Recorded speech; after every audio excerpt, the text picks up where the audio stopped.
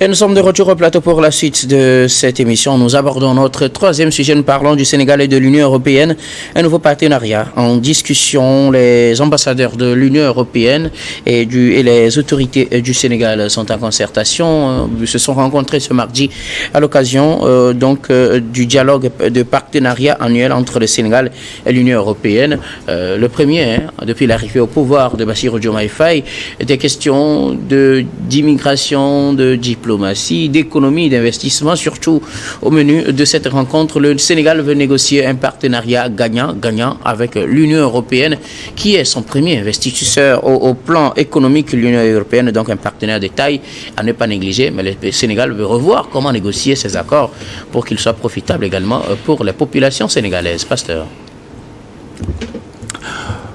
Aucun dirigeant ne peut refuser de négocier les accords ou bien de revoir ces partenariats avec d'autres entités, qu'elles soient africaines ou bien qu'elles soient européennes. Et donc du coup, cela peut être vu comme une décision du nouveau président sénégalais de négocier les accords. Est-ce que ces accords, entre-temps, puisque certainement on va parler de gagnant-gagnant, donc il faut renouveler ce partenariat pour que ça soit gagnant-gagnant. Donc ce qui veut dire qu'entre-temps, c'était gagnant-perdant, puisque l'Union européenne, c'est vrai, nous avons parlé de l'économie, on a parlé de l'immigration. Vous savez, le Sénégal, c'est un pays stratégique, un pays stratégique pour les Occidentaux, pour la France et autres. Donc c'était même la capitale de l'AOF, Afrique occidentale française. Donc le Sénégal, c'est un pays géopolitiquement et géostratégiquement, un pays vraiment qui est toujours courtisé par les puissances extérieures. C'est un pays qui est riche, un pays qui vient de découvrir, qui exploite le pétrole, le gaz naturel. Donc, du coup, le Sénégal est attiré par ses partenaires traditionnels et l'Union européenne voit aussi l'influence de la Chine, de la Turquie, de la Russie. Bon, donc on veut rapidement précipiter pour éviter que le Sénégal ne bascule, puisqu'il y avait le nouveau président et son premier ministre avaient déjà lancé le ton par rapport à la politique de rupture, surtout avec les forces françaises qui doivent quitter le Sénégal. Donc déjà l'Union européenne voit ça comme un message fort. Est-ce que le Sénégal va basculer? Le Sénégal va tourner vers d'autres partenaires et finir avec les partenaires traditionnels. Donc il y a tout ça. Mais attention au président sénégalais, parce que cela peut s'assimiler à une autre forme de néocolonialisme. Parce que quand l'Union européenne vient dans un pays, ne vient pas quand même comment on l'appelle, en philanthrope. Ce ne sont pas des philanthropes, c'est des hommes, c'est pour le business, c'est pour le partenariat économique. Alors, est-ce que les entreprises occidentales, les entreprises de l'Union européenne vont avoir la priorité? Est-ce que la priorité sera donnée aux entreprises, aux multinationales, de l'Union européenne dans ces pays? Parce que, vous savez, avec les accords coloniaux que la France a signés avec les pays sous condition de leur indépendance, donc il y avait ça. Donc il faut donner la priorité aux industries, aux multinationales, aux entreprises françaises. Et surtout quand vous avez un produit que vous voulez vendre, donc il faut que si la France dit non, qu'elle ne veut pas, c'est après que vous allez vendre à d'autres, vous allez chercher d'autres partenaires. Donc il faut vendre tout à la France. Si la France dit non, ce produit ne m'intéresse pas, je suis déjà satisfait. Donc je suis déjà satisfait, c'est bon. Bon, donc je crois fondamentalement, il faut réviser les accords avec l'Union européenne, mais il va falloir que le Sénégal soit vraiment rigoureuse. Et surtout que le Sénégal fasse attention. Parce que ce n'est pas des beaux yeux que l'Union européenne veut maintenir ces relations traditionnelles avec le Sénégal. Donc, c'est une chose de discuter avec l'Union européenne. Mais attention, l'Union européenne, avec ses aides des années, n'ont pas permis à l'Afrique de se développer. Ces aides... C'est des accords gagnant-gagnant, pasteur. Cet assistanat historique nous a pas permis. On est toujours asphyxié sous aide. Et cela ne nous aide pas. Il va falloir que le Sénégal, avec toutes ses richesses, puisse compter sur ces industries, ces entreprises nationales, et après, peut-être ouvrir un peu avec les autres et surtout diversifier ces partenariats pour que ça soit gagnant-gagnant. Gabin Adjaro, les autorités sénégalaises discutent avec les représentants de l'Union européenne sur un nouveau partenariat qui sera normalement, comme tel que présenté, gagnant-gagnant pour les deux parties. Oui, j'ai suivi Mme Yacine Fall, ministre de l'Intégration africaine et des Affaires étrangères, qui a énuméré beaucoup de points. Et je pense qu'aujourd'hui, le Sénégal est un tournant décisif de son histoire, puisque les dirigeants, le duo Diomaye Faye et Sonko, en venant au pouvoir, ils ont promis la rupture des pratiques anciennes, les pratiques anciennes qui consistaient à brader les ressources naturelles et minières du pays pour conserver le pouvoir. Et aujourd'hui, je pense que le Sénégal, par le biais de ses dirigeants, M. Bassirou Diomaye Faye, a compris qu'il faut s'imposer sur le plan national et international, et surtout arriver à discuter des accords qui avaient été conclus entre-temps. Si ce n'est pas profitable pour le peuple sénégalais, alors là, il faut rompre ces accords et réécrire de nouveaux accords pour permettre à ce que les Sénégalais puissent bien vivre. Parce que ceux-là qui les ont portés au pouvoir, ce sont les Sénégalais. Donc, il faut diriger pour le bien-être du peuple sénégalais. Donc, aujourd'hui, je pense que c'est une très bonne chose qu'un pays africain ait eu ce courage-là de mettre surtout des gens qui sont venus au pouvoir par le biais des élections, puissent mettre sur la table les accords qui avaient été consentis entre-temps et rediscuter de ces accords pour voir là où on a fauté, et surtout donner aux plus offrants ceux-là qui vont venir pour quelques achats que ce soit. Donc pour moi, je pense que les Sénégalais font très bien les choses aujourd'hui. On ne les croyait pas, parce qu'en Afrique, souvent, c'est très difficile de pouvoir mettre en application les promesses de campagne. Puisqu'on dit souvent aussi les promesses politiques n'ont aucune force contraignante. Donc, mais on attire des choses pour mettre dans la déclaration de programme. Mais si ces gens-là aujourd'hui mettent le Sénégal au centre de tout, mettre la population sénégalaise au centre de tout, ça veut dire qu'ils mettent en application leur vision de Sénégal 2050. Et ils veulent en sorte que le Sénégal puisse profiter de leurs ressources et surtout des biens qui existent sur le territoire. Si il y a des consortiums sénégalais qui offrent beaucoup plus que n'offrent les consortiums étrangers, on va leur donner le marché. Je pense que c'est une très bonne chose. Et face à l'Union européenne, on sait que c'est une ogre commerciale, l'Union européenne.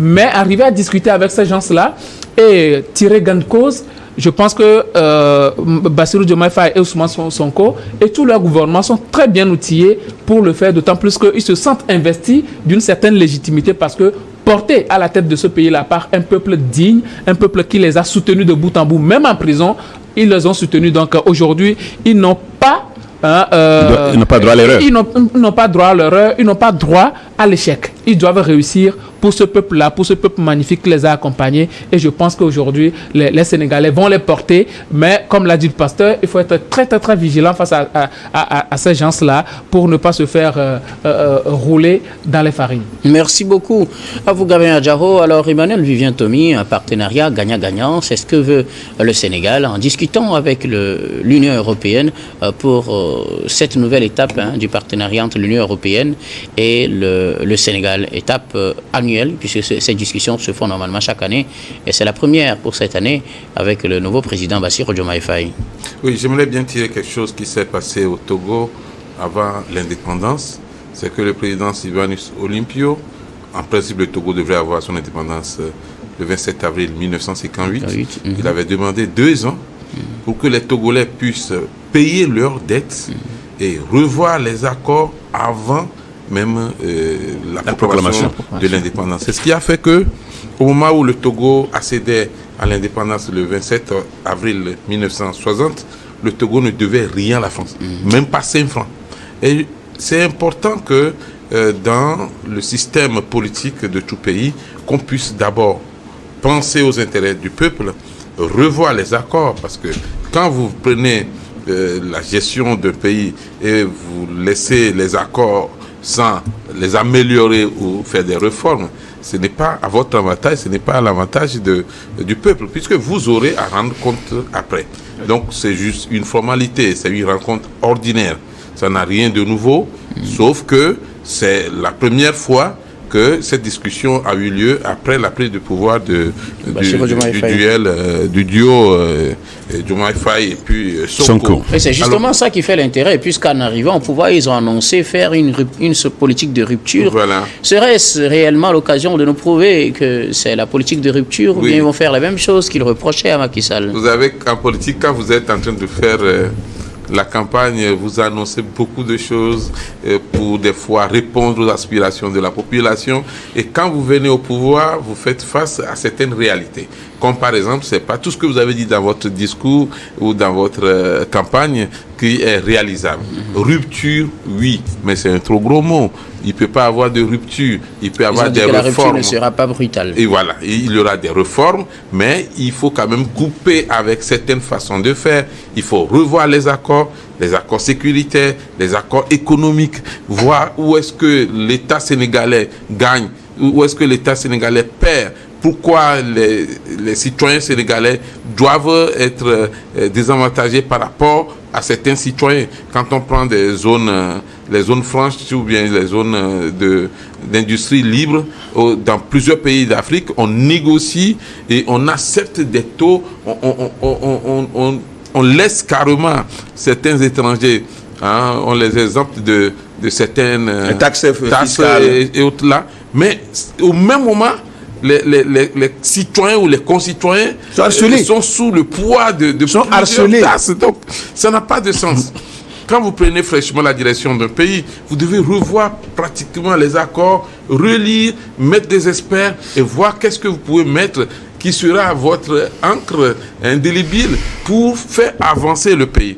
En ce qui concerne nos relations avec la France, les relations des pays africains avec la France surtout, beaucoup ont regretté que nos anciens dirigeants ont signé certains accords sans tenir compte des intérêts vraiment de la population. C'était pour eux le moment d'être indépendant. Juste quand vous acceptez l'accord, ben vous êtes indépendant. Voilà. C'était ça. Et la condition sine qua non. Et aujourd'hui, l'Union européenne, face au marché du monde et à la progression de la Chine et des États-Unis, l'Union européenne veut s'assurer qu'on a toujours la possibilité de collaborer, de coopérer et d'échanger économiquement avec vous. La réalité, ce n'est pas nécessairement pour l'Union européenne de revoir, mais avec les soulèvements qu'il y a eu contre la France surtout, contre d'autres pays, on veut être sûr que, bon, avec le nouveau régime, on est toujours à l'aise, on est à l'abri. C'est pour ça que quand il y a maintenant des propositions venant des dirigeants africains, l'Union européenne n'hésite pas à accepter parce que tu sais que si tu ne sais pas faire, on peut te foutre à la porte et prendre la Russie et la Turquie, la Chine qui attendent vivement que, moi j'appelle ça revue, la revue de cet accord ou de ces accords profite pour le citoyen sénégalais et que les promesses faites par M. Diomaye Faye et M. Sonko ne soient pas juste des promesses de campagne, que ça se réalise sur le terrain. Mais il n'y aura jamais de rupture brutale ou frontale. Il peut y avoir des ruptures progressives. Oui, Gabriel Adjaro. La rupture peut être brutale si les accords ne conviennent pas aux Sénégalais. Parce que je ne sais pas ce que un gouvernant, un dirigeant d'un pays va craindre en rompant des accords avec un consortium ou bien avec un partenaire. L'Union européenne est très rusée. Et la plupart du temps, quand ils viennent dans nos pays, qu'est-ce qu'ils font? Ils mettent en avant le soutien qu'ils vont apporter aux projets sociaux, par la construction, aux infrastructures, et à l'énergie, à la santé et autres là. Ce qui fait qu'on les exempte de plusieurs choses, de plusieurs taxes, et de plusieurs choses. Et aussi, on leur permet d'avoir accès à plusieurs marchés. Vous voyez un peu? Donc aujourd'hui, qu'est-ce que le Sénégal est en train de faire? Le Sénégal veut prendre en charge tout cela. Pour eux-mêmes, ils vont le faire, que ce soit la construction des salles des classes, que ce soit au niveau de la construction des infrastructures et ainsi de suite, ce que entre-temps Macky Sall ne faisait pas. Ouais. C'est pourquoi moi, les gens me trouvent un peu dur quand je demande à ce que quand un nouveau régime vient, qu'on audite la gestion de l'ancien régime Parce que la reddition de politique, comptes... ce n'est pas Non. On est en politique pour diriger pour un peuple. Il faut des preuves pour appeler l'autre. Quand le peuple te met... Au Sénégal, ça se fait. Quand le peuple te met... Ce n'est pas forcément appelé à ce que la personne rembourse. Mais pas forcément ce que la personne rembourse. rembourse. Mais quand on nous dit justement s'il y a un trou, c'est normal. Voilà. Si un trou, on fait comment? Si un trou, on fait comment? Donc, à un moment donné... la chasse aux sorcières. Non, c'est pas la chasse aux sorcières. C'est derrière ça que nous nous sommes cachés depuis fort longtemps. Les gens sont au pouvoir, ils font de la gabegie, ils détournent beaucoup de fonds et le peuple se retrouve avec rien du tout. Donc, à un moment donné, il faut avoir le courage d'auditer les comptes, de savoir ce qui a été fait par... C'est le rôle de la Cour des comptes. Par, comment on dit, offrir des marchés aux entreprises et tout ça. Je pense que aujourd'hui, le duo Sonko-Faye est en train quand même de faire des prouesses. Il faut quand même les soutenir pour que, bon, ils fassent beaucoup plus et que ça serve aussi de leçon aux autres pays africains qui parfois bradent leurs ressources minières et oublient même, ils délaissent même leurs champions nationaux au profit des consortiums étrangers là qui viennent et proposent des trucs et puis Encore parfois même des pourcentages à ces dirigeants là. Encore faudrait-il qu'il y ait des champions nationaux d'abord. Il faut les consulter. Je voudrais dire que le fait d'accorder plus d'importance aux multinationales et étrangères, cela fait qu'on tue l'entrepreneuriat local. Puisque vous pouvez imaginer que les sociétés françaises payaient leurs taxes en France. Mais inimaginable. Ce n'est pas normal. Ça, c'est les accords de double imposition. Bien sûr. Donc, il faut rompre tout ça. Il faut rompre tout ça. Dans plusieurs pays. Aujourd'hui, je crois qu'au Sénégal, c'est non aux multinationales qui ont longtemps saigné ce pays sous Macky Sall et sous les régimes précédents. Vous vous rappelez, même il y avait un marché que la société française était même quatrième. Mais finalement, on lui a donné le marché. Selon les déclarations de certains officiels. Vous voyez, ce n'est pas possible. Ce n'est pas possible. Le coup de fil, c'est le coup de fil qui est venu. C'est le coup de fil qui serait venu de l'Élysée pour dire non, il faut donner le marché au Tuna. Donc je dis qu'aujourd'hui, il faut cette affaire de l'Union européenne doit être revue de manière vraiment prudente et vigilante pour éviter que le Sénégal ne retourne dans les pratiques anciennes. On fait confiance au duo Diomaye Faye et Sonko qui nous ont déjà prouvé qu'ils sont venus vraiment pour la rupture, qu'elle soit brutale ou progressive.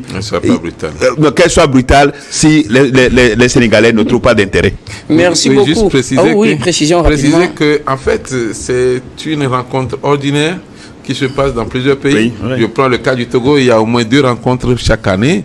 On revoit toujours. Maintenant, c'est important d'insister aussi que tout ce qu'on fait au nom de l'Union européenne pour nos pays, que ça profite vraiment aux citoyens africains. Désormais, personne ne doit s'incliner devant l'Union européenne. On ne doit plus s'incliner devant l'Union européenne. Merci beaucoup à vous tous pour vos contributions. Nous allons marquer une nouvelle pause. Puis on reviendra tout à l'heure pour la dernière partie de cette émission, dernière partie que nous allons bien évidemment consacrer au Togo.